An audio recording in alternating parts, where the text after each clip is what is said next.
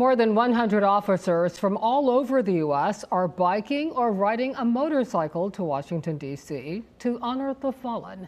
They say it's a difficult journey, but their mission is to show support for the families, friends, and co-workers they've lost in the line of duty. 10 on Air Side's Amy Avery has a look at the start of their journey. Amy.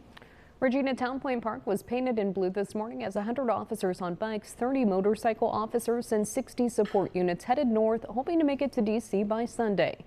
But the group says it's not about the riders, it's about the officers and their family members who will never be forgotten.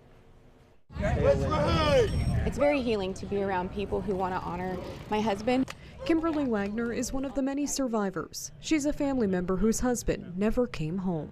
Her husband, Kylene Police Officer Robert Hornsby, was shot and killed while participating in a SWAT deployment at an apartment complex. My husband was killed in 2013 out of Texas, and I joined the Unity Tour immediately after, and this is actually the 10th anniversary of my very first ride. Latest stats from the Officer Down Memorial show 137 law enforcement officers were killed in the line of duty last year across the U.S. So far this year, there have been 56. That's why these officers from all over the country and here in Hampton Roads are banding together, biking or riding a motorcycle all the way to Washington, D.C. Our cameras were rolling as the group left Town Point Park in Norfolk. Traffic cameras also caught them going through the downtown tunnel. For our survivors, their life stopped right then when they lost their loved one. The knock on the door, the uniforms. As soon as they see that uniform at the door, they know what happened.